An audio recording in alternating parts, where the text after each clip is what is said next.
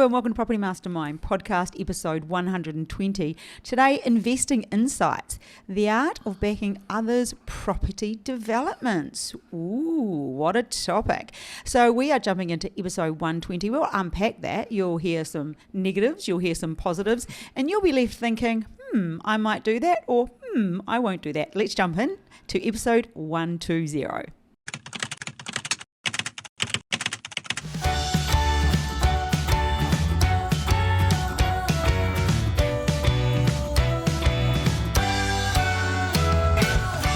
Hello, and there you have it. Episode 120, Property Mastermind podcast with Hilary Saxon and Bob Anderson.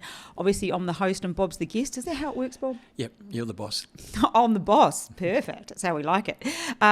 Investing insight. So the art of backing other people's property developments. Now, this is something that we have a lot to do with because plenty of our mentoring students used joint venture partners. So we're going to unpack joint ventures, and we're going to unpack when you use getting an interest rate return versus when you're on the development project, and we'll have some pros and cons. So before we get started, Bob, as always, thanks for coming. Oh, thanks, Hilary. Okay. But well, I actually just want to know, what's your tip for the week? Yabby's out fish prawns. What? I want to throw a fishy one in there. Ah, okay. Yabby's out fish prawns. Oh, okay. So, okay. As bait. As bait. Okay, you've gone to fishing as usual. Oh, well, that's where my mind wanders to. Oh, I was thinking you might say, if you're going to do a property development, you really should come to our workshop. What's that about? Well, yes. If you're wanting to do property development, you should really come to our workshop. Because it's on the 3rd, 4th and 5th of November in the Gold Coast. And if you are wanting to come, well, it is better hurry up. Yeah, it's an amazing event. A couple of seats left, I think. Yeah, so reach out below. There'll be a link below. Contact us. And if you've been before, obviously we have that massive discounted price. And if you're a newbie, this is a place you want to be. Yep. But anyway, Bob, there's my plug. That's a good plug. That is a good plug. And we've got to give away the book. Even better. Well, no, not as good, but Property Millionaires Exposed. Is it still backwards? You always tell me it's backwards on the recording. Well, yep. I'm not sure. Okay, so I'm a little backwards. I'm not sure. This week it goes to Daniel Berridge. So Daniel, well done, champion. You are the winner of the book this week from the podcast. Thanks for the chat. And I see you've just emailed me again, so I'll be back in touch. Hey, Bob, let's talk about investing in other people's property development projects. And it's a path that you and I have both walked down ourselves. Ran down. Yeah. And so let's talk about why somebody would want to invest in somebody else's property development project. What would be the reason so why? This is looking at it from the investor's side. Yeah. Because we always wear our developer's hat. Now we put our investor's hat on. Yep. Why would you want to? At the risk of sounding crass. Crass? Make money. Oh. Pretty good idea. That's not crass. That's what we're here for. Yes, making money. It's not crass at all. In fact, it's a damn good idea. That's a fair idea. But I mean, that's what it is. You know, you see if somebody was investing in somebody else's project as a loan, they're looking for a good interest rate. And so that's why they would do it. There's a lot of other things that we'll talk about look at, but that's a basic one. Get a good return. So one, it would be to get a return on their money. Another reason might be that they don't have the time to do the development themselves. The time and the knowledge. Yeah. That's typical. You know, I mean, you think of your dentist.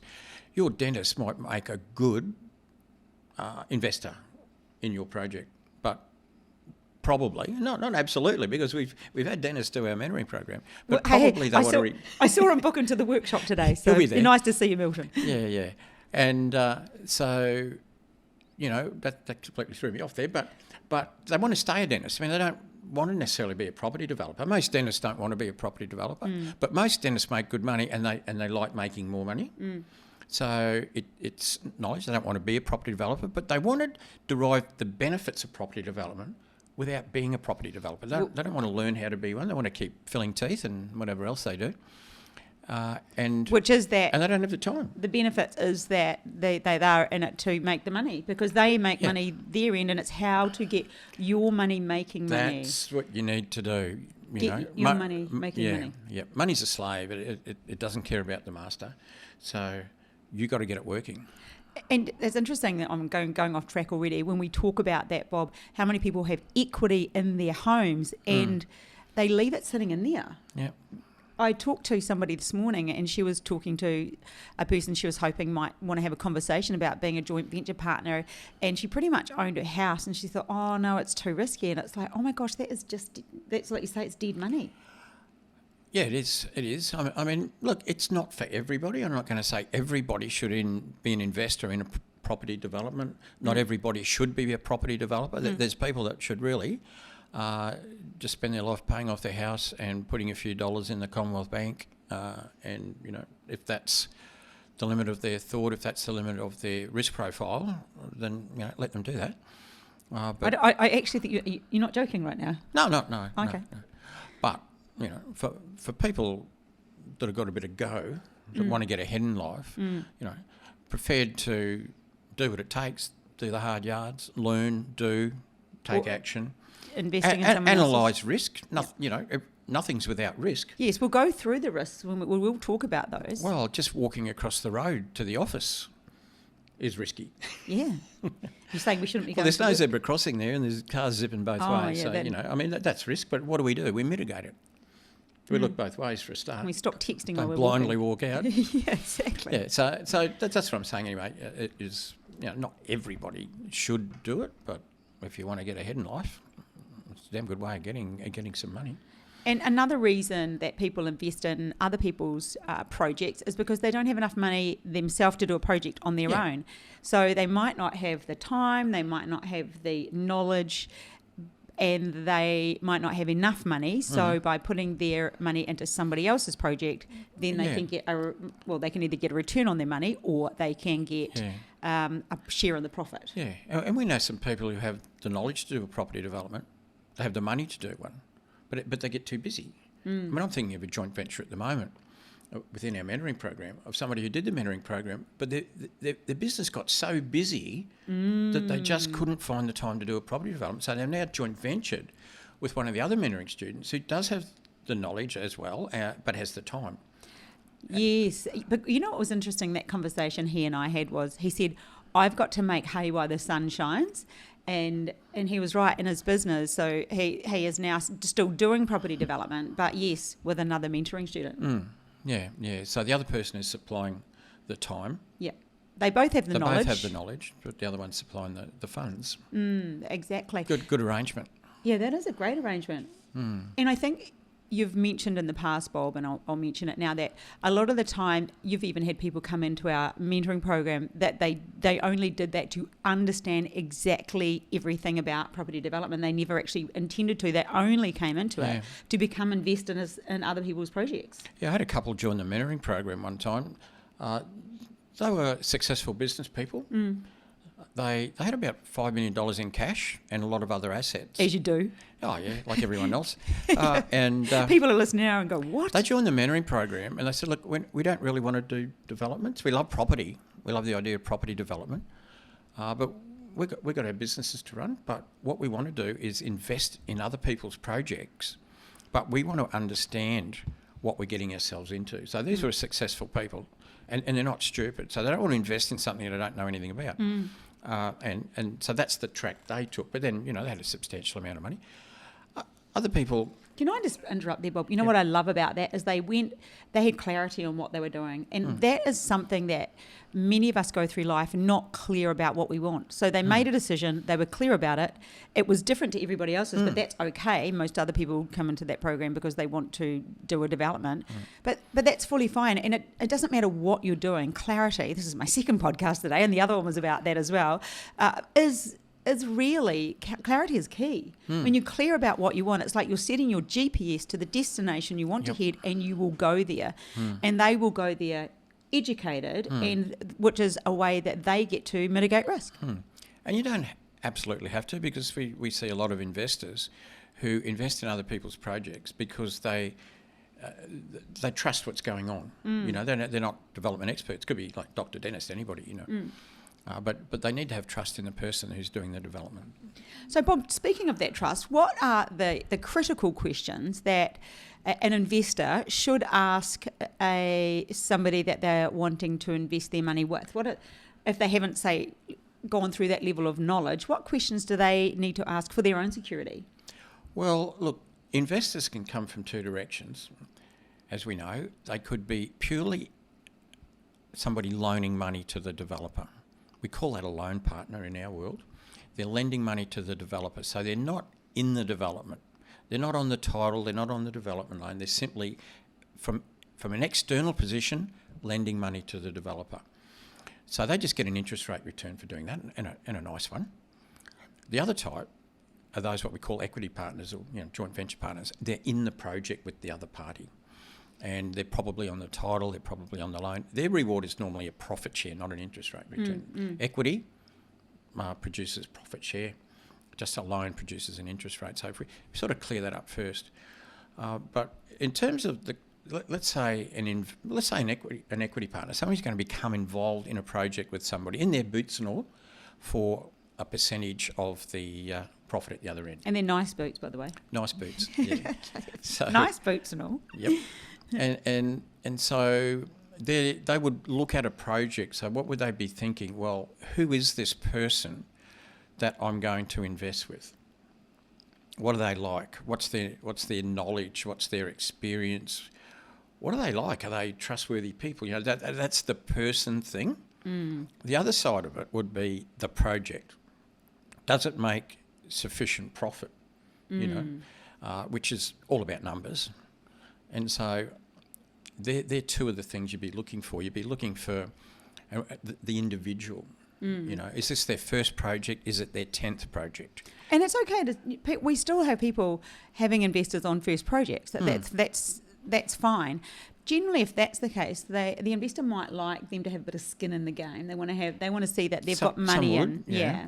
So looking at that, let's say it was somebody doing their first project. They're looking for a joint venture partner. Yep. They're talking to somebody. Well, that happens a lot. Yeah. Look, if they got no money in the deal at all, that's fine. Nothing wrong with that. We do lots of those. Yep. But some investors might think, well, I'd like you to have some of your money in there. Even if it's only, you put in 20% of the money and I'll put in 80% of the money and the bank puts in the rest, It could be that. Or it could be, some people might say, look, I'd prefer somebody with more experience. Well, how do you counter that? Well, we do that all the time in our mentoring program, because if an investor was investing in a project with somebody who was doing their first project, but we were there with them, behind them, educating them, holding their hand, directing them, then that would give a lot of confidence to the investor. And we see that. We see that all the time. So in terms of the individual and their experience, it could be either, some skin in the game, as you said, experience, or if they lack the experience, then to have somebody with them who does have the experience. Yes. That's how you sort of counteract that lack of experience, I guess. The other side is the individual themselves. What are they like as a person? Are they approachable? Time to do a personality profile like you might do. Yeah. And the unfair thing about doing a personality profile would be more likely to lean to you would be attracted to somebody who is more like you, because we like people that are like us. So that might not necessarily be fair, because if you're someone like me, I'm direct, I want to know the information, I just need bullet points, give me the numbers and I make a decision, versus somebody like we've got Georgia, who's over there taking photos of us right now. She wants all of that information and pretty much a thesis that goes with it. Yeah, the detail. And then Bob wants the type of his personality wants sort of a softer approach, and he wants to think about it, and he doesn't want to rush his decision. And then so we all have different ways of making a decision, and we're more likely to like someone who is like us. So that becomes a little bit unfair, but not everyone is likeable. And that's where and look, that's where you've got to sort of draw some conclusions on conversations as best you can. Is somebody trustworthy? Well, you can sort of get a gut feeling for that when you see, who they are. Like, if they're all about the pizzazz and the fake Rolex and the least expensive car, and that mightn't be the right look. You know what I mean? I think somebody more down to earth, somebody solid. Gut feeling, Bob. Would you go with a bit of gut? I've got a good gut. Yeah. In more ways than one. Yeah. And are you talking about your tummy getting big? I'm breathing in, leave me alone. And so listen to your intuition as well. Yeah, intuition. Yeah, males. I always say female intuition, but males can have good intuition course as they well. do. I think I've got pretty good intuition. Do you know, I wonder, Bob, if you run with the whole, if it sounds too good to be true, Yeah. it probably is. And people get swept away by, you can have this, Interest rates. Interest rates are going to be amazing return, and it's going to be, if it sounds too good to be true, well then potentially look into it. Yeah, and that's back to the deal. So we've talked about the person. Yeah. Oh, so once again, just to refresh, we're an investor looking at an opportunity. We've talked about the developer that we're going to invest with as an equity partner. So we've talked about them, their personality, their experience and so forth.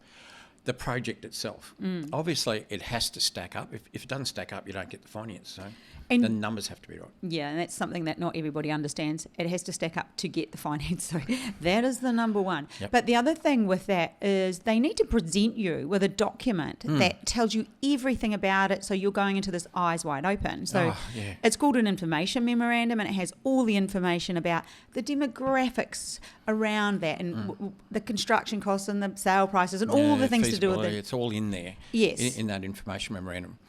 And we teach people how to do those. We even have templates, but it makes you look really professional. When you, as a developer, when you've got an information memorandum that you can give to somebody. I've seen people serve up all sorts of rubbish, and like to an investor, a scratchy piece of, feasibility with about 6 numbers, just pretty scant stuff.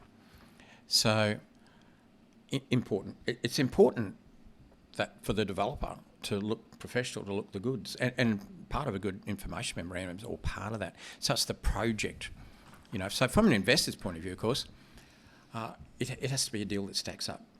We've got the human side of it, then we've got the project side. And look, they might not know, the investor might not know a lot about that. They mightn't know if the numbers are right. Well, they can get independent assessment if they want to. They can talk to a project manager, a developer, somebody external if they want, third-party reassurance. But that's pretty important that it's a good deal and it looks good. Yeah, and it stacks up. And the documentation is good. So you've got documentation, so you at least have the opportunity to even show somebody else and get advice. Actually, Bob, while I go to that, if you were to get advice from somebody, who would you take that information to make that sort of decision? Would it be your accountant? But then we know what that can mean. Accountants aren't always the right people to ask. Definitely not an accountant. They're historians. I love accountants. We know some great accountants, but they're historians. They have a look at what's already happened, and categorise it and do all the numbers. They look at the numbers. I wouldn't get an accountant to look at a feasibility. That's for sure. So look, it'd be somebody who's in that business. If you wanted third-party independent assessment of whether a project stacks up or not, it's really around the numbers. So it could be a commercial valuer, it could be a project manager. To some extent, it might be a quantity surveyor who's involved in the project side of things, those sort of, or perhaps you might have a trusted friend who's done a number of developments, not one, or not even 2, but done a number of them, that you can get to bounce that off. Even in our mentoring program, we've had people that are invested in other people's deals, and I've analysed the deals. Probably half of them I threw in the bin, even though that's the problem. I do see deals that people put up to investors, and sometimes the investors ask me because I know them to look at it, and it's all wrong. The numbers. You could divide by 2, the profit's only half of what they're saying, the margin's half, and they're going to find out when they get down the track you can't fund it. So, that's it. Yeah, so we've gone to having the right paperwork, who you would ask to check over that, and perhaps not an accountant because, like you say, they're historical. Somebody in the industry that works FISO. That gets it. And that's the joint venture part of it. The other one we haven't really spoken about is what we call the loan partner. Who simply lends money to the developer. There's a loan document, there's some form of security, whether it's a second mortgage, whatever it is, from their point of view. And so there's the developer, they don't have a joint venture partner. The developer's 100% in there. They get 100% of the profit, but they pay an interest rate to the person that lends them the money. So from the investor's point of view, it depends when you're coming into the deal. If you're coming in right at the beginning, then obviously there is a risk within the project, but you're not taking the project risk. See, the loan is between the investor and the developer. Whether the developer makes no money or $1 million out of the project, the loan is not reliant on that. The loan is simply reliant on the developer paying back the principal and paying interest on the money. How they do that is up to them. It's not reliant on the project. Technically, they're not part of the project, so they're not profit sharing. As I hear us talk about this, it makes me wonder if people who are listening might find this conversation quite negative, and we're not, because we're not talking about it negatively. We're actually, crikey, right now I am a loan partner in somebody else's project, and the things that can go... You're also a joint venture partner in other people's projects, so you're both types of investor. Yeah, there you go. Yes, I am currently, and exactly. But I think when you go into that eyes wide open, exactly, you're going, there is the same thing. There's that level of trust. I knew the deal, great person. They were in the mentoring program, so I knew Bob was all over the deal. Yep. So that sort of thing, it is it's a positive experience. Oh, look, it is, and we do it all the time. And look, I've done over $300 million worth of projects that are joint ventures or cap raising, either basically loan partners or joint venture partners, from tiny little projects to big ones. And so I obviously like it. I wouldn't have managed $300 million worth of projects if I didn't think it was a good thing. And it is. But, investors have to go in with their eyes wide open. They have to ask the right questions, because people get hoodwinked. People get into trouble, investing in the wrong deals with the wrong people, and we see that. Sometimes you see it in the newspapers, but you don't see much in the newspapers. So no, we're not negative at all. We're just saying, be careful. There's a lot of money involved. Do it properly, and do it properly, it'll be great. Yeah, if you do it properly, it will be great. And as you pointed out, like, I'm doing it now. Plenty. Most of our mentoring students are doing it in some way. Yeah. You're doing it. It's something that we all do. So it's nothing to be negative about. So Bob, let's look at it from. I think if we covered. I suppose the next thing I want to cover off. We actually did a podcast with Bernadette Jansen today. Oh, we did. From She Renovates, and Bernadette asked us how we managed. People with joint ventures. She said sometimes she feels like a marriage counsellor. And how about you unpack that one? What she was getting at was, people end up fighting, squabbling. If we're talking about the loan partner who simply is outside of the project and simply lending money to the developer, not a problem. No, not too much of a problem there. And sometimes the development might go over time, which is not unusual. And they just have to, for them, they keep getting interest in any event, so they're pretty happy. People that come in as a joint venture partner into the project, they're going to get a profit share. Let's call it 50%. Doesn't have to be, but it often is. Well, that's a fair chunk of money, half the profit. But then they're doing everything for it. They're putting the equity in, and they're jointly borrowing the rest of the funds. So let's say that was the case. What can happen, and what you don't want to happen, is if both parties are equal in every respect. And particularly on the development front. Now, I've avoided this, and I've avoided a lot of trouble. If you imagine you've got two people in there, let's call it one is the working partner, the developer. The other partner is the equity partner. What's their level of experience? Well, it might well be that the money equity partner might not have any experience. It could be the doctor or the dentist. The other person, the developer, might have experience. You can't have that situation where they're equal. No. Where one can veto the other. There has to be one party, and normally it's either the developer is putting the deal together, even if it was their first one, it's either that party or the one with the most experience who makes the decisions. And yes, you can be consultative, whatever the word is. You can consult with the other partner. I don't know what that word is. Yeah. Say you're the working partner, the developer, and I've done this. I keep them up to date. Report regularly. They know what's going on. They don't make any decisions. But you can't have two decision makers in a project that are equal. And so, yes, you can be friendly and you can be consultative and you can do all that, but one party has to be the decision party.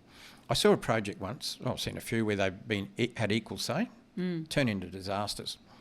I saw one project that went for 6 weeks, they're arguing about which tile to use.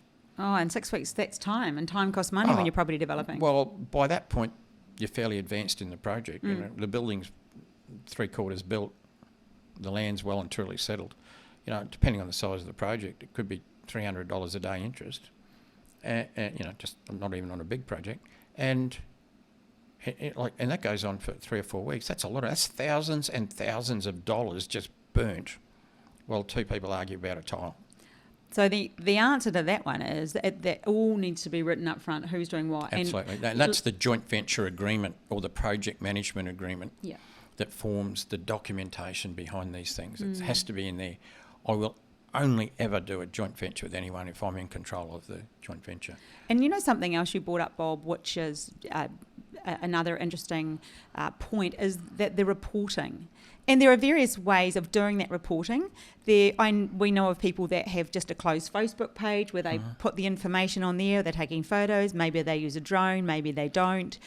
They just do live updates, they do video footage, load that in. That is a great way to keep your investor partner up to date with what's going on. Another one's just using a Google Drive. Yeah. You could just have coffee meetings and let them know. Yeah, if they're locals. Yeah, you could be driving home and give them a call depending on the relationship that you have with them. But I do like the way of putting it in a closed Facebook page or something that then you can just put, it's almost like a vault. You put it in there, the other person can go and have a look, and it's a great way to see, you know, the video footage and the photos, etc. Yeah, great way. Back in the old days, about 10 years ago, I think 13, 14, 15, back in those days. Yeah, back in the old days. Those old days. We used to have a little YouTube channel, and leading up to construction, you know, you might every 2 weeks just do a bit of a report. During construction, you tend to go to the site once a week, talk to the builder, and so we just do a video. And so that would be a closed YouTube thing, same story. Yeah, that's what it was back then. Yeah. As you say, you do Facebook, you could even, you could easily. Oh, there's just so many ways these days. And even some builders have software packages now where they upload photos every day and they can end up with you. Oh, wow, that's cool. Yeah. But I think the key there is we're probably talking about the communication.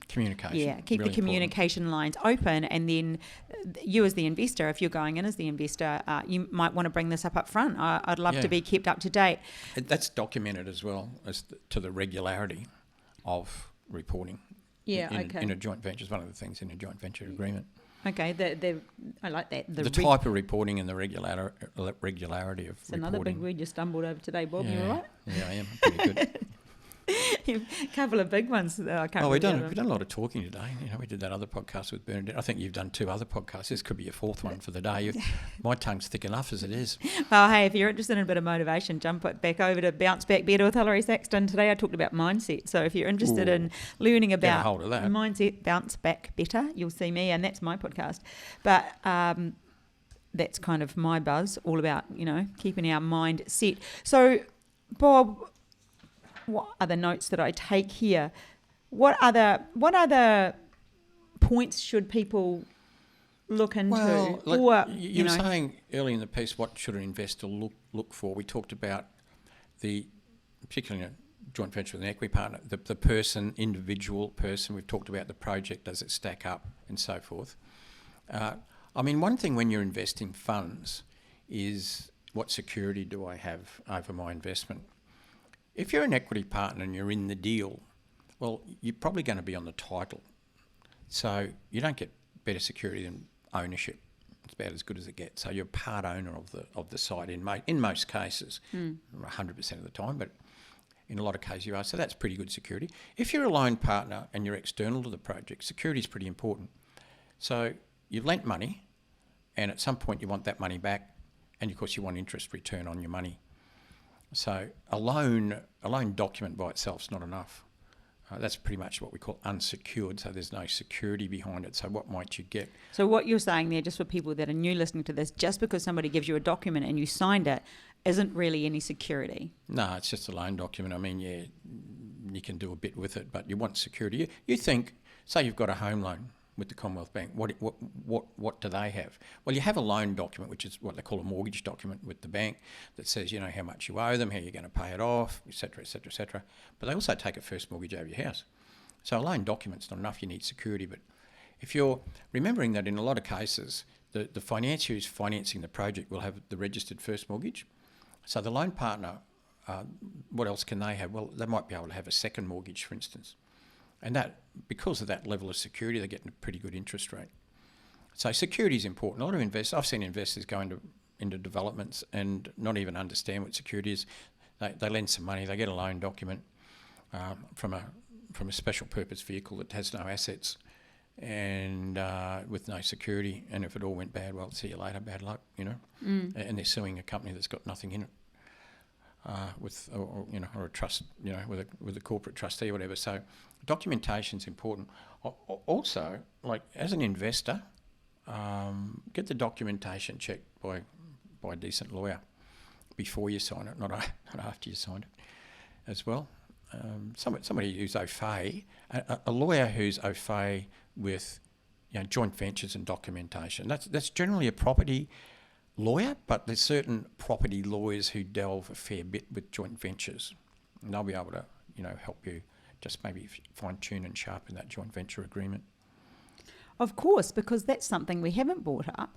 There are some negotiations that can be had in there, isn't there? Like you said, they can sharpen that agreement. So even though there's a document, it doesn't mean that, or can it be, or maybe it can't. Maybe it can't be altered because it would be about finance. You can say a joint venture agreement, once it's signed off, it can be altered, but it can only be altered if both parties agree. Right. And generally it has to be evidenced in writing and both parties would sign off. And that can happen sometimes too. You know, somebody might have a loan partner might have a loan lending a certain amount of money at a certain interest rate for a certain period of time. Let's say it was 12 months. There's probably a clause in there that says if it goes for more than 12 months, what happens? Or if it didn't, and the developer needed more than 12 months, you might have to add another clause in there that says it can be extended by a further 3 or 4 months where they, you know, continue to get interest. That might have to be added in, signed off. Well, you brought up a point before about just a document wasn't enough, and that got me thinking. I've got lots of things going through my mind that I want to get out, but different states have different rules around mortgages. Yeah, and I know that you say Queensland's probably the easiest. New South Wales is a little bit... It's probably the hardest. The hardest. Yeah. And what are the reasons for that? Well, we could do a weekend on mortgages probably, but with second mortgages... So some developers... That sounds incredibly boring. Yeah. Look, it's more to do if you've got a loan partner, somebody external to the project lending money, they're looking for security. You can't give them a first mortgage because the financier of the project's got first, so you might offer them a second. But not all first mortgagees allow a second mortgage behind them. Or some, if they do, they ask you to sign what you call a deed of priority. And then some... financiers, when they lend you money, have a clause in the finance that say you can't burden the property any further, like by having a second mortgage. And so if you do, are you breaking your loan agreement? Can they call that a default? Like there's a lot around it, and the rules around that are state laws. Well, not rules, they're laws, as to how that's treated. And you know, there are places in Australia where you can register a second mortgage. You don't have to tell the first mortgagee. Even if they find out, they can't trigger a default. You know, there's a whole procedure to go through. So there's lawyers that work in the finance sector, and they would be the people you would get advice from if you weren't sure as to how that should work. Bob, and another thing, I suppose, this is something else that popped into my head. I say you had money. How much do you need to be an investor? So somebody listening to this now might think, well, I've got equity in my house. I'd like to use it because, you know, if you're thinking rich dad, poor dad, if you start following like the way we are, we're like, let's get our money making money. So how much do you need to invest in somebody else's property development, somebody else's project? Well, it would depend on the size of the project for a start. Like if it was a little 2-lot subdivision compared to 8 townhouses, obviously the equity requirement is a lot larger on 8 townhouses than the equity to finance a two-lot subdivision. So it will depend on the project. And also, is there more than one investor? Like for instance, you might do a 3 townhouse project, and you might need $500,000 equity, and the financier put in the rest. Okay, you need to borrow $500,000 if you don't have it. So that if it came from one person, it'd be $500,000. If it came from 2 people, well, it could be any combination. Yeah. But if they split it, it could be 250. Would you do 5 at 100? Or that gets a bit messy. If you had no choice, if it's the only way you could get 500, there are laws around things like that. Like you reach a point where it's not just a joint venture; it's a capital raising. And technically they're financial products, and so there's a whole law around that. There are some exemptions around that, but you need to take some advice off a corporate lawyer to make sure you're not breaching any of the rules under the Corporations Act. Are they a dog with no teeth? Are they really controlling that these days? Well, they're supposed to. They have to find out. Yeah. So are you saying this isn't? Are you saying that people do it? It's not legal, but they do that. There's heaps of illegal schemes out there. A lot of it is just pure ignorance, and that the people doing it don't even understand the law, and a lot of lawyers don't understand it. You're on a good, experienced corporate lawyer, and so they're just doing it through their ignorance. And the authorities generally only find out if there's a problem. Right. So if a project went bad, and the investors then go to their lawyer, and their lawyer starts to have a look, and he says, I wonder if this was a legal scheme or not, and they dig a bit deeper and they find out it wasn't. That's often how it happens. It often, because, ASIC don't drive around looking for, deals with 2-lot splitters and 4 subbies. They wouldn't even know, if they're legal or illegal. That you tend to hear them when they attack the bigger end of town, because that's where the notoriety is. That's where they get the big headlines, and that's how they can get funding from the government. Whereas really, but going below the belt. An unhappy investor could force an issue where a project gets investigated, but it often happens that way, through an unhappy experience from some investors. And what would happen, Bob, say that an unhappy investor did, say there was 5 investors and they had breached some sort of law and it wasn't going how they thought, and an unhappy investor went to ASIC, what would they actually do? Probably not a lot. They might think it's too small, or is this you probably have to go to a current affair or something to get them out of their chairs to do it, but technically it can. I mean, I know one fellow that was doing 6 projects. None of them were correct, shall we say, in the sense of the law. You mean compliant? Compliant. Yeah. I can't remember how they found out, but ASIC did find out about it, and they shut all 6 down. Partly developed, and it's not a good thing to happen. Oh, okay. I didn't know they went that far. Well, yeah. So just make sure whatever you're doing is legal. There are certain circumstances where you don't need full compliance. Yep. You need an element of compliance. Okay. The other, I don't know if did I ask this question? So I went with if you had a small amount of money. Yeah. What about if you had a large chunk of money and you're listening to this today? What would you do? Like where would you go to find an investor? Phone us. We've got mentoring students always looking for joint venture partners.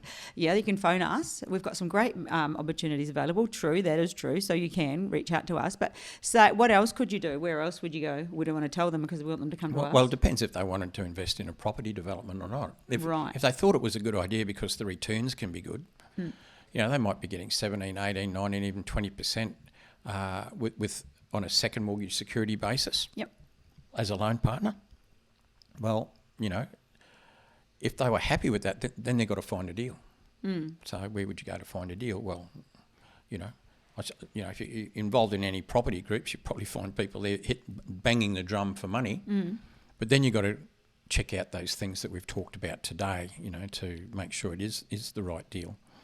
And as we have people contact us regularly, irregularly. They have money, they want to get into a project, but they want to get into a project. Well, some people want to get into a project that we might be doing, but at least get into a project with somebody where we're overseeing the project, because that makes it a lot safer for them. You know, we get approached like that. So there are places that are probably seen as a little bit more safe to do invest in other people's projects. You're back to that thing, experience. If they don't have it, is somebody overviewing everything with experience? Does the deal stack up? You know, is it professionally operated, well project managed, like the sort of things that you look at as an investor? And you know, we deal with those all the time. So we're going to wind this up, Bob. We have an ebook available that is written for an investor. So the questions you might like to ask, and if you'd like a copy of that, you can. We'll put a link below this podcast, or head over to our website. It might be on there, I think. Yes, it is. It is definitely on the website. So if that's something that you want to read, and we just wrote it, or Bob wrote it actually, because he's pretty clued up in this sort of stuff. 300 million, he knows what he's talking about. So he wrote it because for people to go into property development sort of eyes wide open. And then we do have our workshop coming up, even though I did say that at the beginning of the podcast, which is on the 3rd, 4th, 5th of November. So if you have money and you are thinking, I'd like to be educated before I invested, there's a great opportunity for you to come to the Gold Coast and have a lot of fun with us. Trust me, it is such a fun event. You will learn so much. You will network with some amazing people. It's just the go-to property event. You want to be there. And we also have our online course, which is available as well. So if you're interested in learning about property development, head over to propertymastermind.com.au. Danielle, your book's in the mail. And is that about it, Bob? I think it is. I think it is. And if you want some a mindset reset, head on over to Bounce Back Better, my podcast. I'll be listening to that tonight. But you're out. You're out tonight, of course. I am. Guest speaker. I am. Pretty big function. I am a guest speaker tonight at a pretty big function. That's pretty exciting. And we talked about earlier in this podcast setting your GPS to where you want to go, to being clear about what you want. And I've been very clear and intentional about me wanting to be a speaker at more events. And wow, is that happening now? Tonight, 90 women. Next Monday, over 150 women, me as the guest speaker. So that's pretty exciting. So that was me setting my GPS. So if there's something you want, if it's property development, you've got to be clear about what you want, set your GPS and head in that direction. Yep. It doesn't just happen because you wish it would happen. You've got to make stuff happen, hey? Yeah, it's beyond wishful thinking, Yeah. Anyway, that's my wee plug. No, We've done a bit of a long one today. I don't know if you'll be talking at the end of the night. What did you do? 4 podcasts today and a big thing tonight. Yeah. Yes, I did, and I will, and it won't be a problem. All right, everybody, we hope you learned a bit from that. If you're interested in learning from us, you know where we are. We would love to chat to you. See you there. See ya. Bye.